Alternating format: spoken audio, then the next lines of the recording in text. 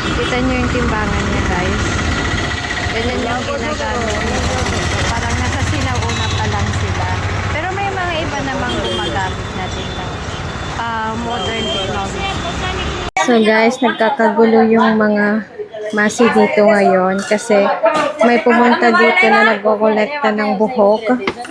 Hiral, mami. So, ayun si Hiral. Nana, haha. So, eto. So, eto guys. So, kapalit ng buhok namin. Yung mga hair fall, eto yung kapalit niya guys. Eto. Nakakatawa. So, instead yung hair fall is tinatapon namin, kinukolekta namin. Val, mami kya? Hiral! So, ayun guys. So,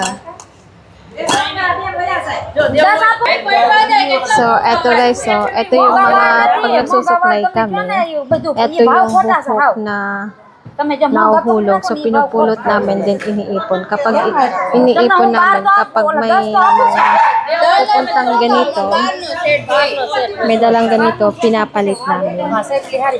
Tignan nyo yung timbangan guys. Makaluha pa rin. Ayan o. So, nakakatuwa guys. So, yung mga buhok na nahuhulog kapag nagsusuklay or kapag naliligo, kinokolekta ko, siniset aside ko. Then, nakarami kami. So, 3 kaming mga babae dito sa bahay. So, nakarami kami. So, eto yung kapalit ng buhok na namin na nahuhulog. Diba? 12 pieces. So, instead na bibili, iipunin na lang namin yung buhok naming nahuhulog pag nagsusuklay. O, diba? Mas nakatipid pa kami. So, ngayon, pinagkakaguluhan doon sa baba. Lahat ng masi, binibenta yung mga buhok o yung hair fall. So, diba? Walang tapon. Tignan nyo guys, pinagkakaguluhan. Ay, wala na pala. Nakakatuwa. So, pati mga kapitbahay, nakigulo na rin.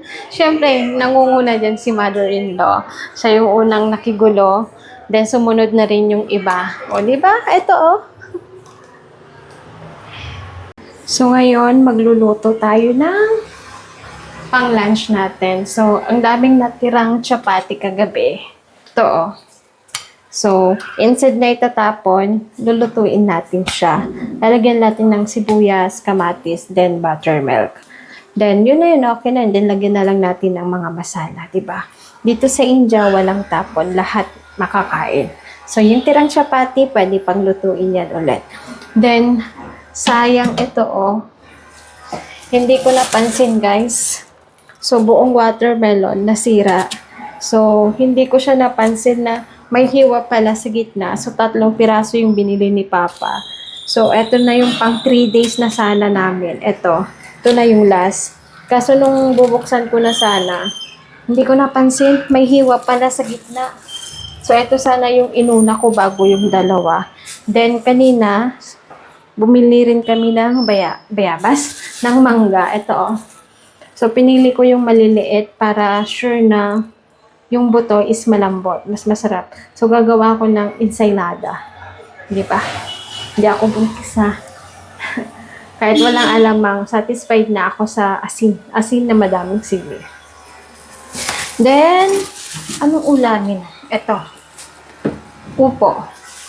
Upo ang uulamin natin. Ay, yun lang. Then, lagyan din natin ng kamatis, sili, then madaming bawang para mas masarap. So guys, magluluto muna ako. Then update ko kayo kung ano yung itsura ng pagkain namin ngayong gabi. Ngayong tanghali.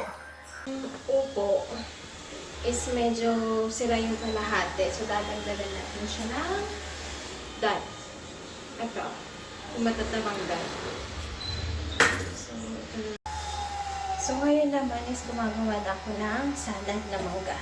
So ito, ginagayat ko lang siya dahil ito. Buti na lang kompleto yung mga gamit dito sa bahay. So, gamit na rin lang natin. So, Naik natin? ganda ka. Kya? Naik natin? Say hi. Say hi? Say hi? Say hi. Say hi?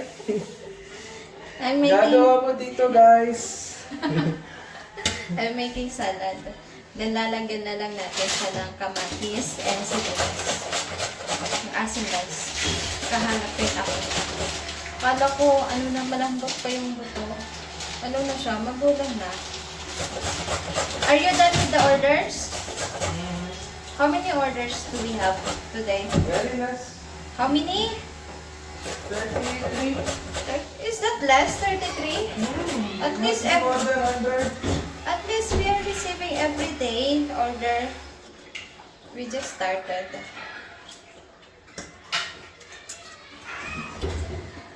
Okay, nice. Tapos na. Then, lagyan natin ng madaming sili.